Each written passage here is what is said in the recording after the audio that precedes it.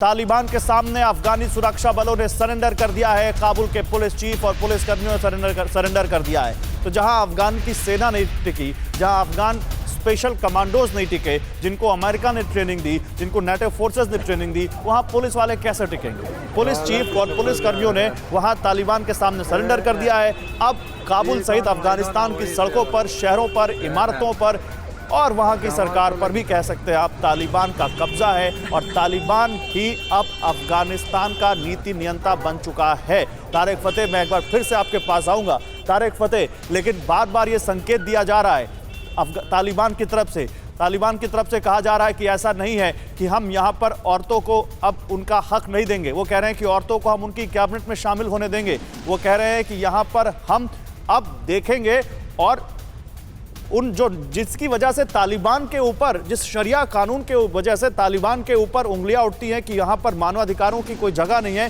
वो ये संकेत देते हुए कि नहीं, हम वो पुराने तालिबान नहीं है। क्या आपको ये हजम होता है? नहीं, झूठ बोल रहे हैं। देखिए, ये कोई ऐसी जिहादी फोर्सेस का झूठ बोलना कोई नहीं होता है। वो तो एक हाथ से साइन करते हैं, दूसरे हाथ से पीछे खोप देते हैं, क्योंकि जायज़ है ये जिहाद के अंदर इस तरह की हरकत करना।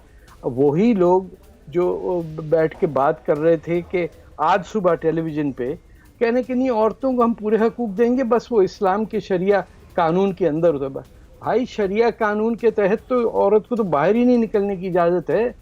आप पुरानी दिल्ली में देख लीजिए कितने बुर्के हैं, और फिर देखिए कि होता क्या है।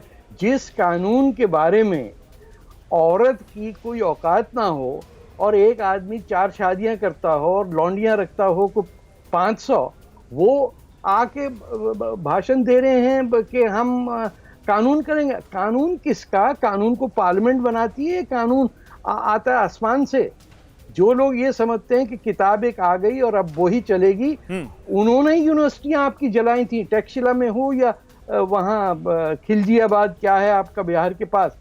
जिन लोगों ने आज से 500 साल ये हरकत की, वो आज आपको कहेंगे कि हम अमन की शांति चाहते हैं। नहीं, वो अपने ही बच्चियों को मारेंगे। आप क्या समझ रहे? पहले जब आए थे, जब खुल्लम खुल्ला मुजाहिदीन, ये तो पुरानी अमेरिका की मिस्टेक है ना। नहीं, तो क्या इससे केवल भारत को खतरा है, या आप ये मानेंगे कि दुनिया भर के लिए खतरा है? ये भारत को तो प्राइमरीली खतरा है। ओके। भारत के अलावा अफगानिस्तान ने किस पे हमला किया है? तुर्की पे तो नहीं किया ना। तुर्क आए ना सारे अफगानिस्तान से। कौन ये बर्बादी लाया है हिंदुस्तान के अंदर पिछले 5-6 और पाकिस्तान को क्या फायदा है इससे? पाकिस्तान है ही इसलिए बैठा हुआ, वहां के हिंदुस्तान तबाह हो तो हमारी यौम क़यामत आए।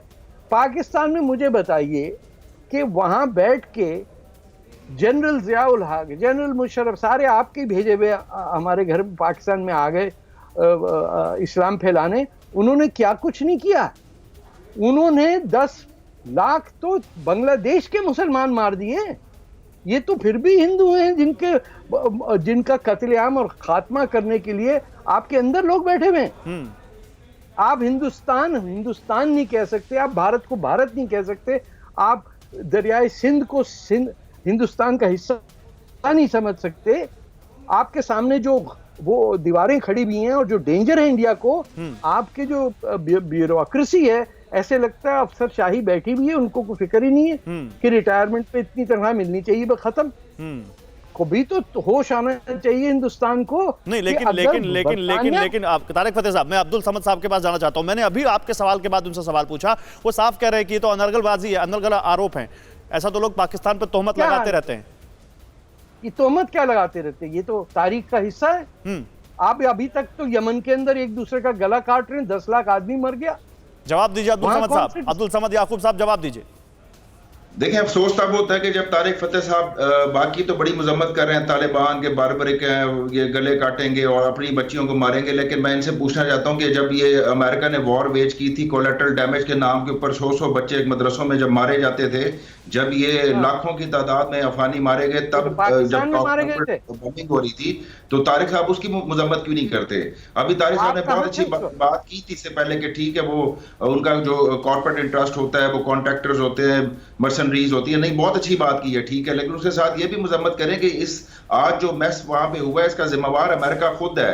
जहां जहां पे भी अमेरिका गया, इराक में गया, लीबिया में गया, जहां भी गया वहां पे यही हाल हुआ है कि नुकसान अल्टीमेटली जो है वो एक मासूम जानों ने उठाया है। अगर तालिबान आते, आज तालिबान 1 घंटे के अंदर पूरा काबुल कब्जा कर सकते थे ताकत के जोर के ऊपर, लेकिन उन्होंने दुनिया को अपना ये बड़ा सॉफ्ट अपना इमेज दिया, मैसेज दिया कि जी इस तरीके से नहीं करेंगे, पॉलिटिकली रिजॉल्व करेंगे उसको। उनका मुल्क है, उनके पास अंदाजा लगाइए आप क्या कह रहे हैं। और तारिक साहब को मैं आखिरी बात कर दूं कि देखें, बुर्का को तालिबान ने नाफिज नहीं किया था। अगर आप जब तालिबान गए थे वहां से तो बुर्का क्या खत्म हो गया था वहां से? 20 साल तो आप वहां पे वो शटल कॉक वाला बुर्का खत्म नहीं कर सके। उनका एक ट्राइबल कल्चर है, उनके यहाँ जिस तरीके से रिवायात हैं वो उसी को कैरी करते हैं। औरत के ऊपर बुर्का डालना कल्चर है, उनका कल्चर है। तालिबान उनका अफगानिस्तान का कल्चर है। अफगानिस्तान में क्या लोग वो बुर्का नहीं पहनते? कहीं भी दुनिया में औरत को बुर्के में डालें वो क्राइम है। माजी में, हिस्ट्री में आप नहीं देखते कि एक हिंदू औरत अपने आप को कवर करती थी? हर चीज का एक अपना कल्चर है। आप उनके कल्चर की तस्दीक तो ना करें ना कि अगर वहां पे एक औरत को कल्चर करना चाहती है। मेरी बात सुने, आप औरत को बुर्के में ढांपने को कल्चर कहते हैं? सर खुदा का खौफ करिए। अफगानिस्तान का कल्चर है, वहां का कल्चर है। वहां पे अगर उन्होंने तो नहीं उतारा ना बुर्का, अब आप जबरदस्ती तो नहीं उतरा सकते उनसे।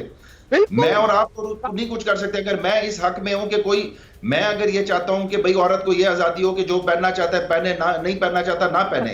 लेकिन इस बारे में ये बात देखिए, अभी मुद्दा, इस मुद्दे पर बात करेंगे तो बहुत बात टाइम लग जाएगा। अभी मूल मुद्दे पर रहते हैं, अभी तालिबान पर रहते हैं। तारिक फतेह साहब आता हूं। फिक्र आपकी, सोमवार से शुक्रवार रात 9 बजे सिर्फ TV9 भारतवर्ष पर।